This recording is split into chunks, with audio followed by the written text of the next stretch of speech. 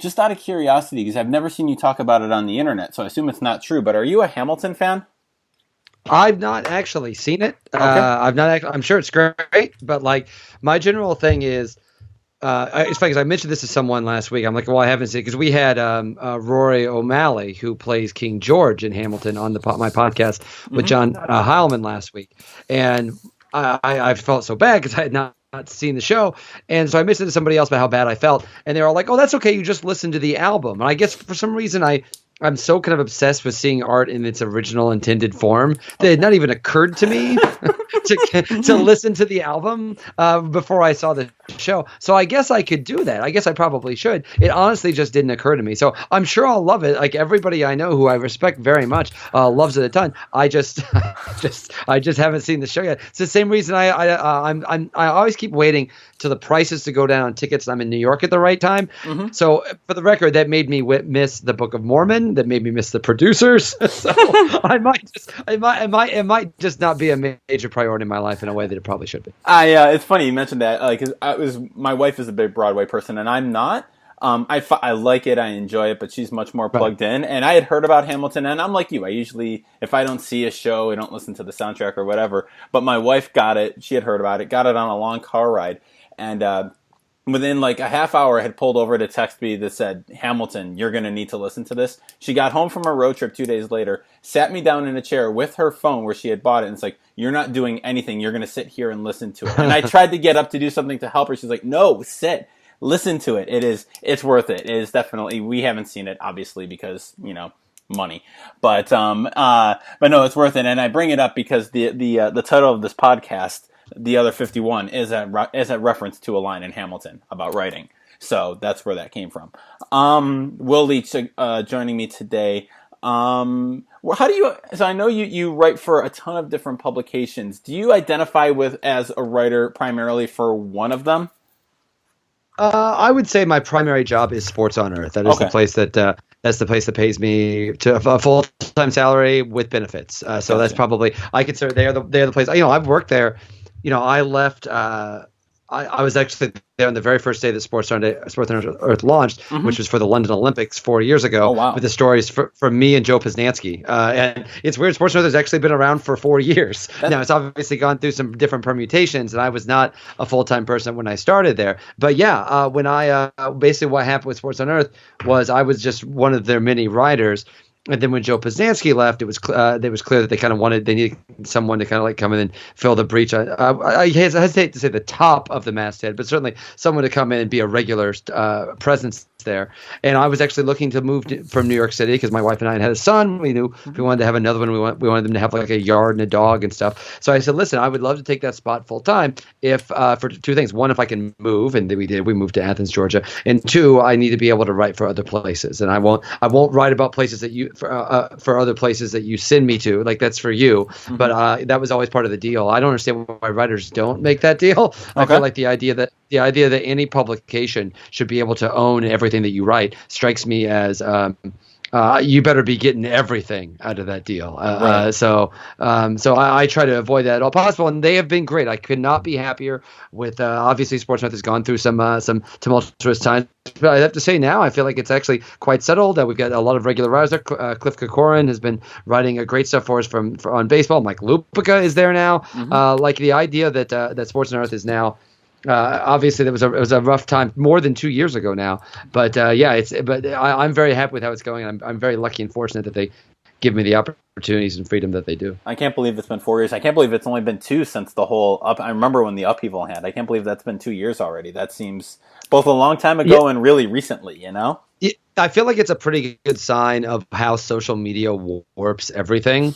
Like the idea that like literally for like an hour and a half, there was this big uproar because frankly, it was handled poorly. It was handled poorly for two reasons. One, I would have liked poorly is the wrong word, but I think there are things that could have been improved upon. And one thing I think that would have been helpful is because basically what happened, Sports on Earth was owned by Major League Baseball, Advanced Media, and Gannett. Mm-hmm. And Gannett had all sorts of restructuring things going on, all sorts of madness stuff going on.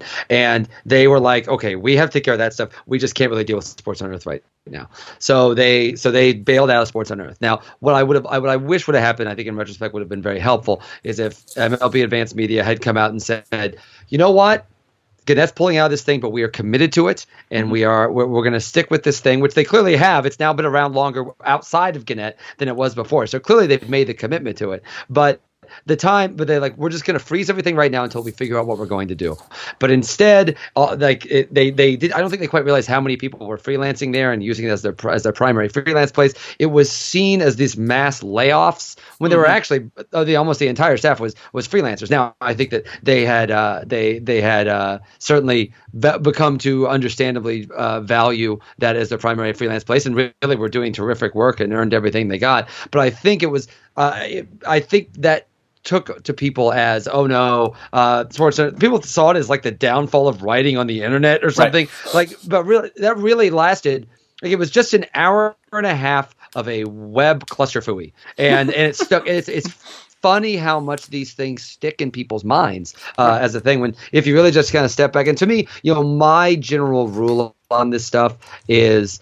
I can't control any of that. I'm not really great on social media. My job is to work. And so I sit down and I take care of the stuff I can take care of, and I tend to not worry about stuff like that. And I think, frankly, there's a lot of great stuff on the site now, as there really has been throughout the entire time. So yeah, I think that day was an example of how social media gets everything crazy and everybody riled up. But I think that the quality of work has been pretty consistent there, frankly, from the beginning. It has been. And it's funny, like every time there's one of these sites, like when Grantland blew up, I think it was last year now, it's always you see the social media kerfuffle start up about, no place for great sports writing, the death of sports writing and sports journalism on the internet. And, it's kind of like, fool me once, shame on me, fool me twice. It's like, people are going to find another place to write this stuff. Like, it just strikes me as like, there's always a place for, and there's always people looking for the, this is it. This is what kills writing on the internet. And it never really comes out that way, which is kind of, Yeah, I mean, again, listen, I certainly understand the notion. I want to be clear about it. That, like, I understand the notion. There's that great freelancing joke, the idea that every freelancer has what do you mean? There's no jobs. I've got like 4 of them. So I get that. I get that idea. I think that from Sam Adams, the great film writer. I think that's his joke. But so I think there's something to that. But I also think. There's 2 parts of that. One, everyone just likes to get very fired up on. There's kind of a knee-jerk thing that just is the nature of social media. But also, I'll be honest with you, like, it reminds me a little bit of the Conan O'Brien thing, the Team Coco type of thing. Do you remember the old site Stuff White People Like? Yes. And it was a great old site. And they pointed out one of the great things that white people like was talking about how Conan O'Brien was getting screwed over without actually watching Conan O'Brien's show. Like, the one thing that could have helped out Conan O'Brien during all this time was people watching his show. I think a lot of times these things become causes for people, but they don't actually. A lot of people want to say, I can't believe what's happening to writing on the internet, but they all just sit and click on crap all the time, right. and just sit and stare at TweetDeck all day. So I feel like that work is always going to be there because there's always going to be people that want to do it, and I think there's always going to be different market conditions. But as I always say about this stuff, as a consumer of not just sports media, but all media, this is the best possible time to be alive. Just the number of different voices I hear, and I hear a lot of like old time newspaper editors and magazine editors talking about how it's just not like what it used to be. And I think on one hand, obviously, I think the economic model has changed. Right. But man, I got to tell you, there are so many more voices and new voices and more diverse voices that are being heard now than were heard back in the supposed good old days. So I think that's a trade-off.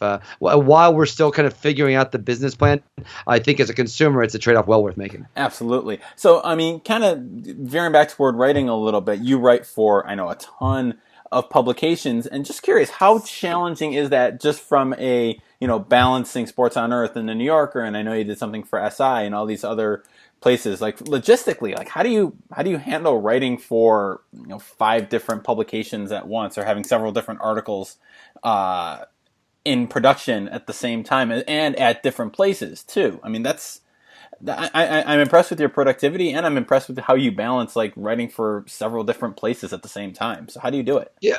Well, I'm very organized, first off. Okay. And it's funny, my dad's an electrician. My mom's a nurse. They get up in the morning. They've been getting up in the morning. My dad retired last year. My mom's retiring this year. And it's going to be really hard for them because they've been getting up in the morning or in the afternoon, depending on what shift they were working. And just been getting up and working their ass off for 8, 10, 12 hours for 40 years. Like, I don't understand. Like, I don't see. It's always a little weird to me when people that are in a creative field or in a journalistic field acting as if their job somehow allows them to like go to their creative the little creative wigwam and like and wait for the muse to strike and so on. Like, it's work, man. You got to produce. And for me, I mean, it's partly personality wise. I just feel comfortable. Like, as someone, I find the world chaotic and maddening and very difficult to get your arms around. So writing is a place for me to try to make sense, at least in its short-term narrative fashion. So I need that to just kind of make sense of the world. But it helps really just in a productive sense. I'm just incredibly organized. Like, I'm very organized. I have to say, the best piece of advice I can always give to writers is make your editor happy. People always like, if I'm not happy with it, the reader won't be happy with it. Yeah. You should be happy with it too. But your job is to make your editor's life easy. Editors' lives are really, really difficult. They're really busy. It's so hard for them to remain organized. They're always getting yelled at people, and they have to do paperwork for payment and all this other crap. To me, my job is like the quicker I can set. I want them to go to me and set it and forget it. Is probably the best way to put it. You don't have to worry about me. Like the New Republic, I review movies for the New Republic. I take care. Obviously my editors edit everything and I run everything by them. But I don't want them to have to be like, so Will, what do you got this week? Like, they get 3 weeks in advance. Here's what we're going. Here's what we're doing. If you have any questions, contact me anytime. And I find editors appreciate that. And that requires me being organized and on top of my stuff. It requires me never being late. And so for me to be this productive, I would argue is a natural outgrowth of the way I like to work anyway, which is to know when stuff is going to run, know when stuff is needed. If they have any questions, they can just come and get me. This is work. And I think sometimes people say it's work as if like that takes the fun out of it, or we're all supposed to be, like artistes and just floating away in the wind. And no, I mean, it's all of it's work. Like the stuff that you love is, the idea that I would make sure to never miss a deadline and not get caught up in my head when I'm sitting down and writing something somehow makes it less of a creative endeavor. I don't think that's true at all. I just think that I'm not a special snowflake.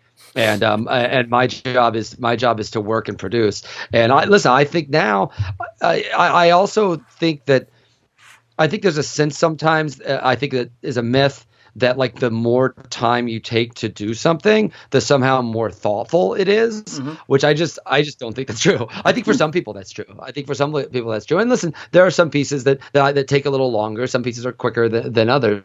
But for me, like, that Roger Ebert had a great line saying that the muse visits during the act of production, not before. Right.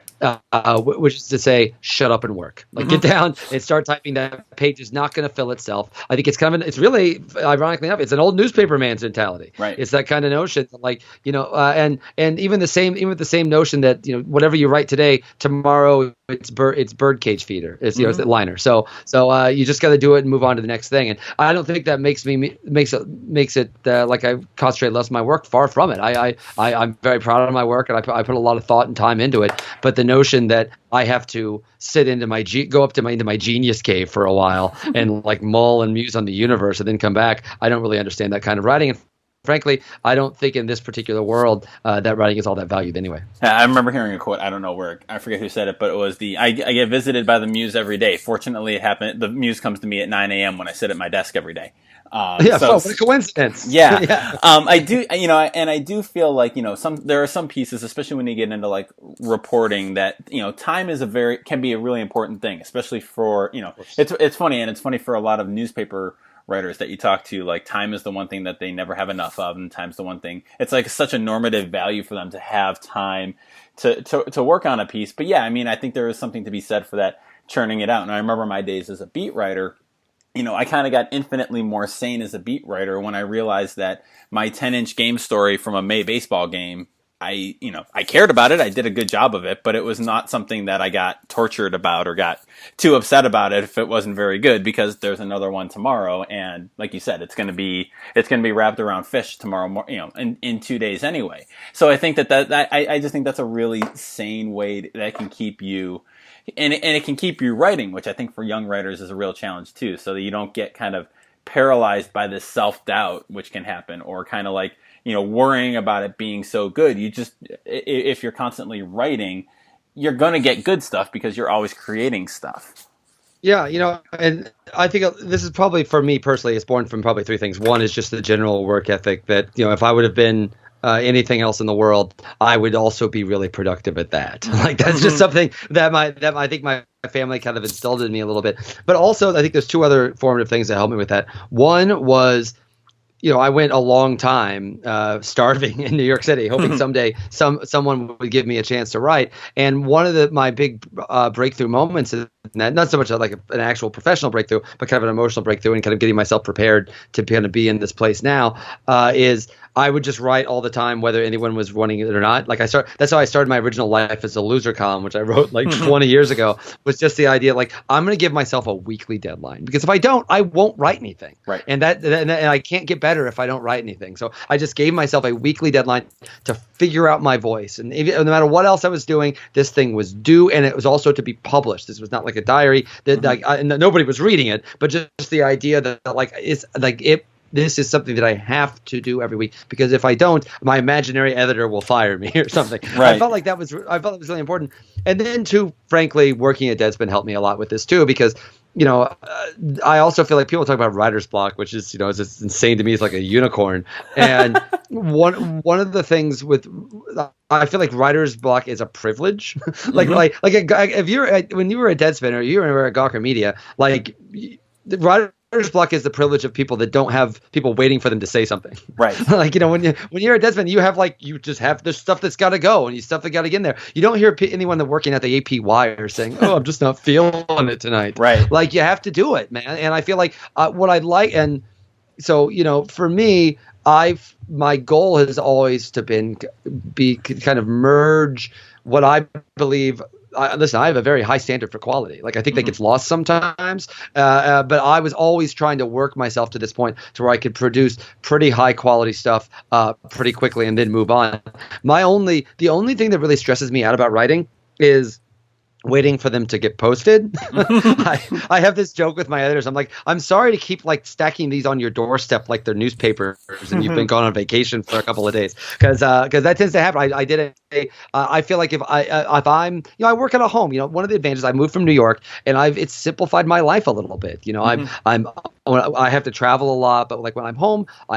I have control of everything. I have my own schedule. I can take my kids to school, and I can get down and I can sit to work. I have no commute. I have no coworkers coming to ask me about that local sports franchise. I can just sit down and I can work. And for me, that's all I ever really wanted to do. So I feel pretty lucky that I get to do it now. So one last thing on this, because I get your newsletter and I rip off a lot of ideas from my own newsletter off of yours, but I loved your post this past week where you showed your to-do list notebook, and it's an actual old school notebook, and I thought I was one of the few people who still use notebooks like that, so I was very excited to see that you're a notebook to-do list guy. You have to be. There's something physically there's something satisfying about physically checking it off. Right. Absolutely. Like right after we started this conversation, I actually checked off do Brian podcast. It's off the list now. And there's something really nice about being able to do that. It's satisfying. You did it. It's a real thing that you accomplished, and then you can move on to the next thing. And I'm a guy, and I'm like a doltish guy, so I kind of think linearly. Right. So I'm not a great multitasker. And I think people think that because I write for a lot of places and I write about a lot of different things that I'm this great multitasker. But it's actually the opposite of that. I have to concentrate solely and exclusively on one thing. And then when I am done, I can go concentrate solely exclusively on the other thing. And again, that requires being very organized. So one piece I wanted to talk about, and you talked about this on Only a Game this week, was you wrote about writing obits after Arnold Palmer died and Jose Fernandez died.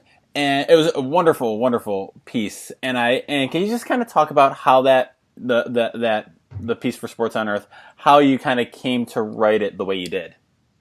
Yeah, well, because I was first off, I was Sunday. Jose Fernandez was announced that he died in the morning, and then Arnold Palmer died later that evening. And I'd actually had been at the University of Mississippi for a Georgia football game with my wife, so we had like a 6-hour drive and then like a 3-hour drive. So this was not a day. So this was like not a day where I was gonna be able to write anything anyway. So I started thinking about. I had this, like, obviously there was just the general sadness, particularly with Jose Fernandez. No offense to Arnold Palmer, but Jose Fernandez's death was so kind of shocking and left so much behind that could have been in front of him, and so I was sad about it. But I also found myself like thinking more about the idea of. Like, I don't know Jose Fernandez. Right. Like, I don't know. I've never met him. I've never interviewed him. I've watched him pitch and loved him as a pitcher. But, like, I don't know anything. And I know, like, his general story. But, like, I have no, like, personal connection for him. And it's somehow, and again, maybe this makes me a bad journalist. I don't know. But somehow it felt intrusive.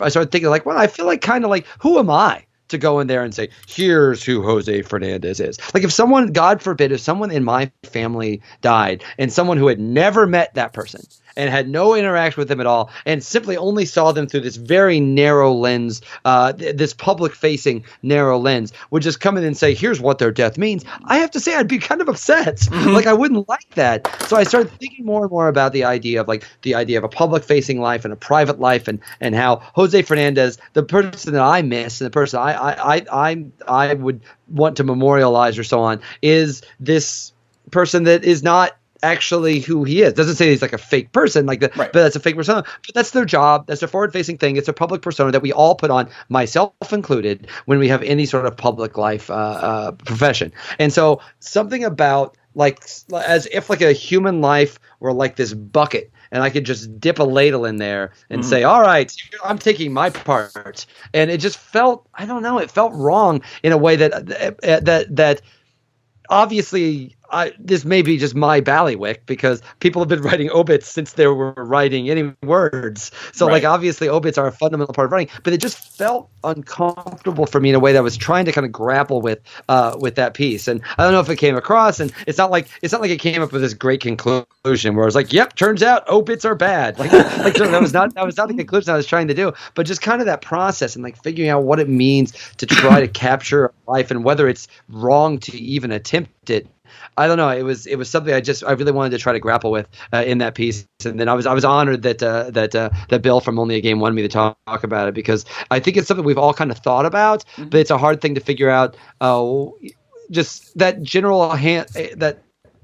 listen, people hate journalists, okay? Right. People hate journalists, and this is something that I think gets really forgotten by journalists. They take it personally. I've always thought that, like, part of the job of any journalist, part of our public service and utility, is for people to yell at us. Right. Like, we need to be the bad guys. It's like a referee in a sporting event. You yell at a referee in a sporting event because you're not going to yell at your team. Right. So, of course, you're going to yell. Part of our job is for people to get out frustrations. And so it's always very strange to me when journalists have thin skin. Like, this is part of the job. You put your name out there. If you didn't want to get yelled at, you could have been a banker and no one would have ever known who you were. But no, you put your name in this thing, so this is what happens. So I feel like that part of it is always very strange. But I know that there's something fundamentally invasive about being a journalist, and it's something that I struggle with, and I think a lot of people struggle with. And so when you add it to the notion of an obituary, the most tragic day of someone's life, and there's some schmuck in Georgia being like, here's what your loved one meant. Like, what? Screw off. What do I know? Right. And so that's kind of what I was trying to grapple with. And I think one of the things that make it especially interesting with Jose Fernandez is you're dealing with someone who's very young, 24,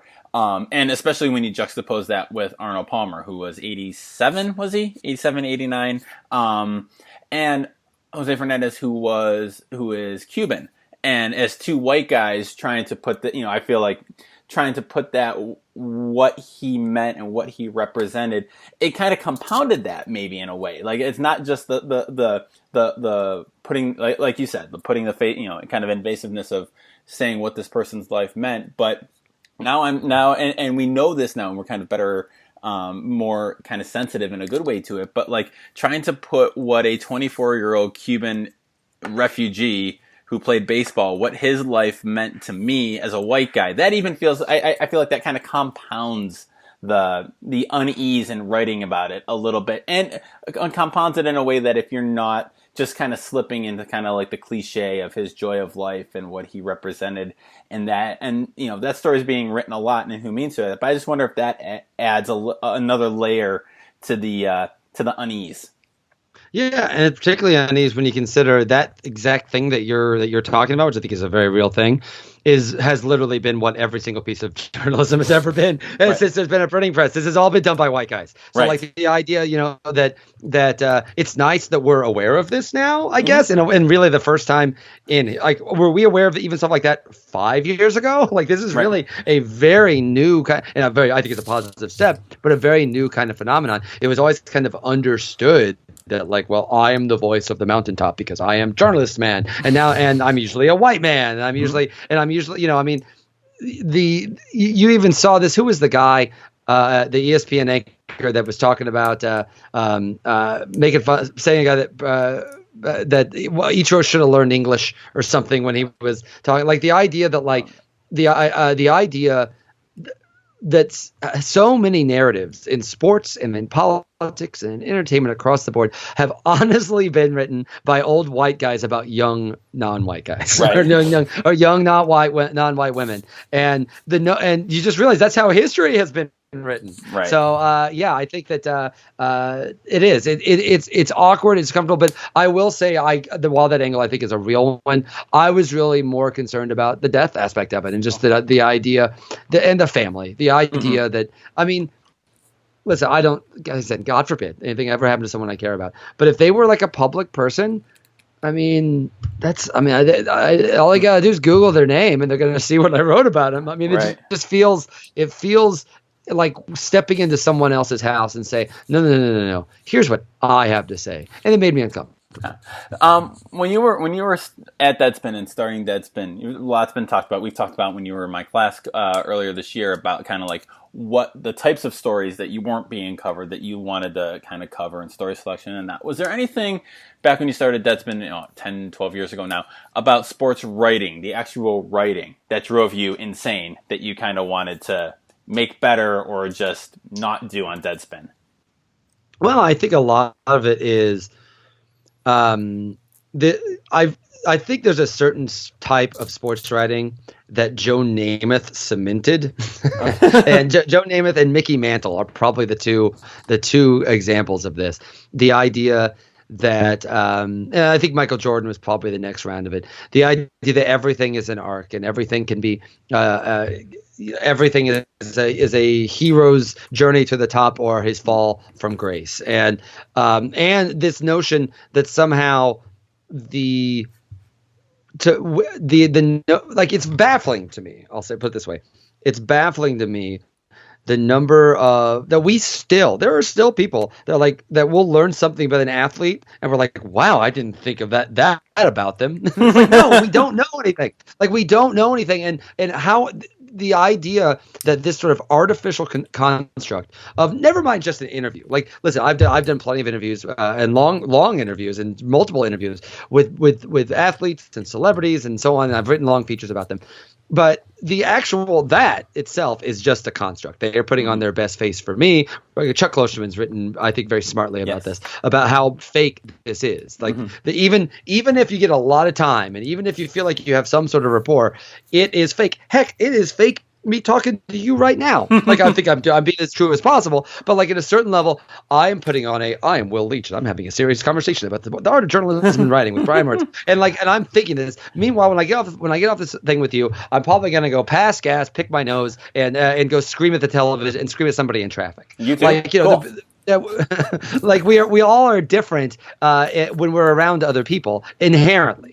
And so then we add it to an interview aspect where, again, like a long interview, they're playing their part and I'm playing my part, and we are all trying to just stumble awkwardly toward some sort of truth. David Foster Wallace also wrote some really great stuff about this. But then when you go to the idea of sports, where it's not even an interview, it's just like you're at best, you're getting like 5 minutes by somebody's locker. More, but usually what we classify as knowing a guy, at least for the last 50 years of sports journalism, has all been, honestly, how he treats this gaggle of always white people, by the way. This gaggle of white people, older white people in front who keep getting in their lives. How much they navigate these traps that press inherently or unconsciously set for them. And so the idea that was the overarching thing, and there's just like this outraged theater that happens, that has happened for a long time. And to me, one of the that was something I hoped that Deadspin would take a step back from and be like, come on, guys, this is crazy. Like, I remember we would have like these drunk athlete pictures in the early days, right? And it was always very frustrating for me because people that didn't pay attention to the site would just think that was all that we did. We had like 2 a year, right? But because they were always like big hits.